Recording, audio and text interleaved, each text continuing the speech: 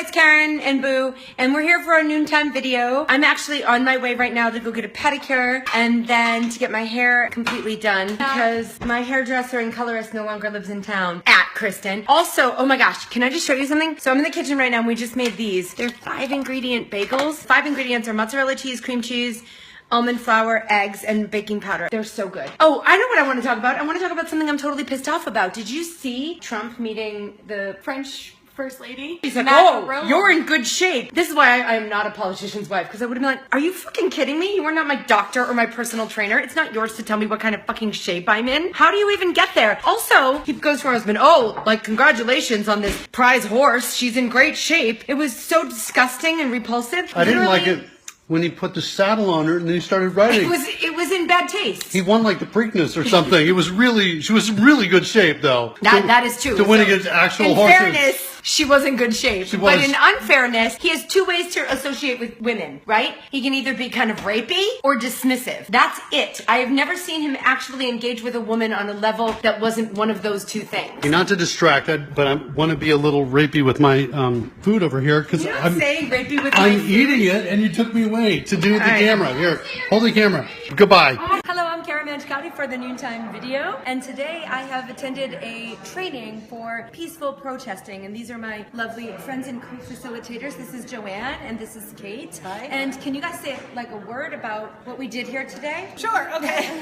Yeah, this was basically an opportunity, a nonviolent training to prepare ourselves to be more involved, to use nonviolence, to be more involved in both demonstrating and being part of the kind of resistance movement to Trump, but also we looked at kind of our own personal issues, anger, how do we express ourselves, how do we communicate in a way that can hopefully both change others and at least help ourselves be more grounded in kind of emotionally where we are and also politically where we want to be. So it's an experiential process. We just finished up with the evaluation and, people feel like practicing. We can practice nonviolence and we can practice nonviolence better. But the exciting thing I think was also that people really want to take next steps now. It's not just a matter of, okay, now I've got peace in my heart. It's a matter of now what do we do next? Yeah, and I think it's an excellent exercise in community, right? It's all people who didn't know each other before they came today, and now they have a chance to meet each other and kind of see where each other stand.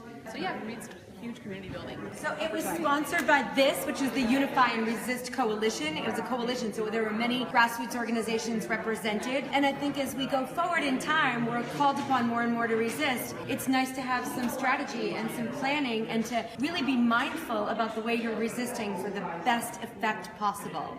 So, and that's it. Hello, it's noontime video. It's Karen Mangiacotti, and I'm at the beautiful Guard Art Theatre for Keto Fest, which is in New London. It has taken over New London. There's like an insane amount of people who are doing this, and it was organized by my friends Richard Morris and Carl Franklin. It's a celebration of the ketogenic lifestyle. The ketogenic lifestyle is basically very, very high fat, very, very low carb way of eating, and Mark Miller and I came across it when Mark was diagnosed with cancer a year and a half ago, and we've been doing it, and it is the best thing that has ever happened to my body, and my body is like, thank you, because I'm not somebody who can process carbohydrates. So when I started keto, I was like, wow, my brain is supposed to work like this? Oh, my joints are not supposed to be in pain all the time? And then when I first started keto, I steadily gained weight for like 2 months, and then I just lost a lot of it. So for whatever reason, my body functions best on keto, and that is true for so many people here. So we've been here at Keto Fest. I've met people with unbelievable issues, metabolic issues and health issues that have been solved with ketogenic lifestyle. So they're super passionate about it, and all here in New London to celebrate it. And this is the first Keto Fest. Keto Fest 2017 is the first, and it is so well organized, so well attended, so well stocked with interesting, good information, which I'm going to go back into the theater and listen to right now. Super impressive. It's the first year that the Keto Fest has happened. Keto Fest. And the fact that it's going off this well is insane. And the fact that this many people are passionate about ketogenic and it's changed this many lives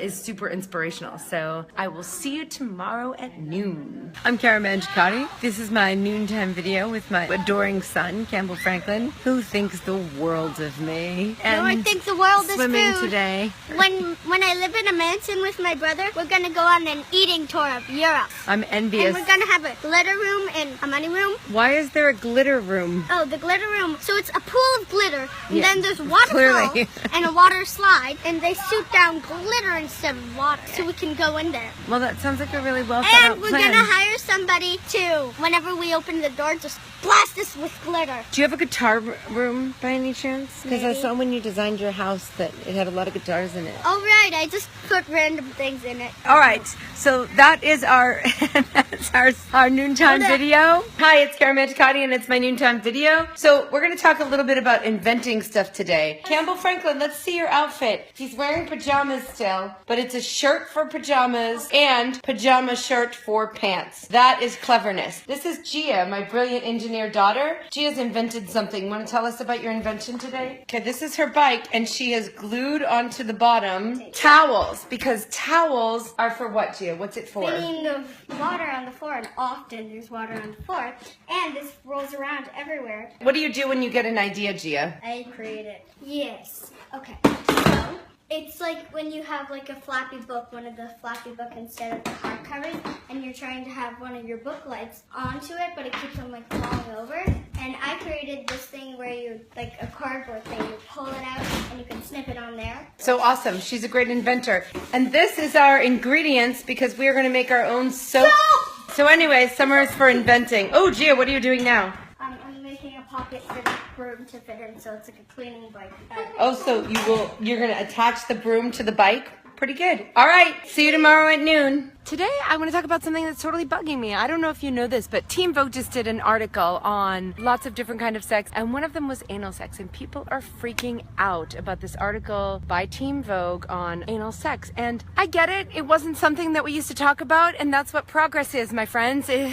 We talk about things we didn't used to talk about, and gender fluidity was one of the things mentioned in Teen Vogue, and there's one woman in particular who calls herself the mom activist, who I assume she's activizing herself for less information for her kids. I don't really understand this perspective. I just want to say, look, we live in a different world now. We have the internet, and I promise you that your kids know about anal sex. They also probably don't know how to keep themselves emotionally and physically safe during it. So education is a good thing. Teen Vogue has done the world a pretty good service by putting more information out there. And mom activist, activate yourself on something that actually is worthwhile. Please don't put yourself on the platform of our kids knowing less about their bodies and their world. And that's it. Hello, it's Karen. It's my noontime video. And we're at Fiddlehead Food Co-op in New London. I'd like to encourage you to check it out if you live in the area. It's got all kinds of nice, organic, yummy, wonderful products, and you can bag your own teas and coffees that are behind me. You can do your own olive oils and your own grains and snacks and things like that, so that you can reduce packaging. Whatever. It's a hippie store. Shut up. Cool. You can volunteer here, and the more you volunteer, the more you save off your groceries, and that's why it's a co-op, and co-ops are great. Oh, that's the other thing about Fiddleheads. Wait, you can maybe see the sign in the back, or maybe not, but anyway, they trade fairly, which is really the best way to trade. All right, so we'll see you tomorrow at noon. Bye. Bye, you guys.